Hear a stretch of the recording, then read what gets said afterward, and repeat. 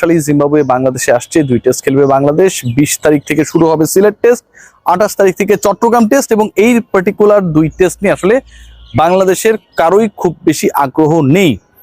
দলটা যদি জিম্বাবুয়ে না হয় অন্য কেউ হতো, আফগানিস্তানও হতো, সবার একটা আগ্রহের জায়গা থাকতো।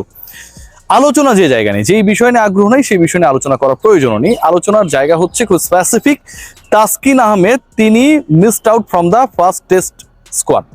প্রথম টেস্টের যে স্কোয়াডটা দেওয়া হয়েছে সেখানে তাসকিন আহমেদ নেই। প্রথম টেস্টের স্কোয়াডে আরো একজন রয়েছেন যিনি থাকাটা খুব গুরুত্বপূর্ণ মনে করেছেন বাংলাদেশ ক্রিকেট বোর্ড। এটা হচ্ছে 2 নাম্বার পার্ট যেটা নিয়ে আমি আলোচনা করতে পারি, সেটা হচ্ছে নাহিদ রানা।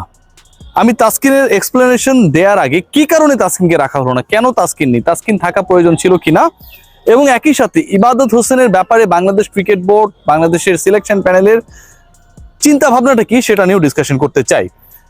খেয়াল করে দেখবেন যে বাংলাদেশ দল যে ঘোষিত হয়েছে, যেখানটায় 16 জন মেম্বার রয়েছে, সেখানে নাহিদ রানাকে রাখা হয়েছে এবং এই টেস্ট খেলে তিনি পিএসএল খেলতে যাবেন। একদিন আগে আমরা সবাই জানি যে বাংলাদেশের 2 জন ক্রিকেটার পিএসএল খেলার জন্য ঢাকা ছেড়েছেন, পাকিস্তানে গেছেন। 11 তারিখ থেকে পিএসএল শুরু হবে, সেখানে তারা অংশগ্রহণ করবেন। অফারটা ছিল 3 জনের জন্য এবং সেই তৃতীয় ক্রিকেটার হচ্ছে নাহিদ রানা। প্রশ্ন কয়েকটা করবো এবং তারপর ভেতরে ঢুকবো। প্রথম প্রশ্ন যেটা, সেটা হচ্ছে বাংলাদেশ দল এবছরে এবং আগামী বছরে সবচেয়ে সিগনিফিক্যান্ট গুরুত্বপূর্ণ সিরিজ খেলবে বা টুর্নামেন্ট খেলবে কোন ফরম্যাটে? উত্তরটা হচ্ছে টি-20। বাংলাদেশের দ্বিপাক্ষিক সিরিজে টি-20 রয়েছে। বাংলাদেশের এশিয়া কাপ টি-20 ফরম্যাটে হবে, এবছরই হবে। আগামী বছরের শুরুতেই বাংলাদেশ টি-20তে ওয়ার্ল্ড কাপ খেলবে।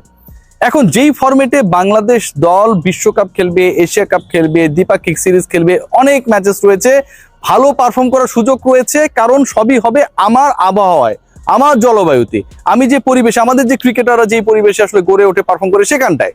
সেই জায়গায় টি-20 ফরম্যাটের যদি কোনো গুরুত্বপূর্ণ ফ্র্যাঞ্চাইজি টুর্নামেন্ট থাকে, সেই টুর্নামেন্টে ওই বিশ্বকাপে বা এশিয়া কাপে যেই ছেলেটা আমার অবভিয়াস চয়েস, ইনজুরিতে না পড়লে তাকে আমি খেলতে দিব কি দিব না?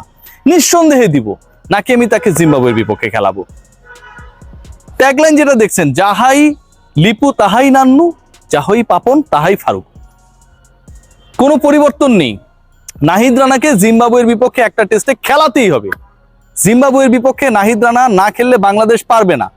যখন নাহিদ রানা নামের কোনো ক্রিকেটার বাংলাদেশে ক্রিকেট ইতিহাসে আসে নাই, তখন বাংলাদেশ প্রতিদিন জিম্বাবুয়ের সাথে হারতো। এই কি ঘটনা?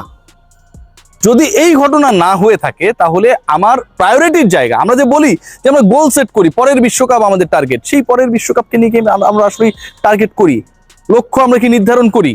আমরা নাহিদ রানাকে এশিয়া কাপে খেলাবো, টি-20 বিশ্বকাপে খেলাবো, বাইলেটারাল টি-20 সিরিজগুলোতে খেলাবো, এবং সেই ক্রিকেটারকে আমি পিএসএল এ পূর্ণ পিএসএল এ খেলার সুযোগ দিব না, তার মোটামুটি 10-15 দিন আমি খাইয়ে দিব। এটা হইতে পারে। প্রথম টেস্ট শেষ হবে 24 তারিখে, নাহিদ রানা এখনো যেতে পারেনি, 11 তারিখে টুর্নামেন্ট শুরু হবে।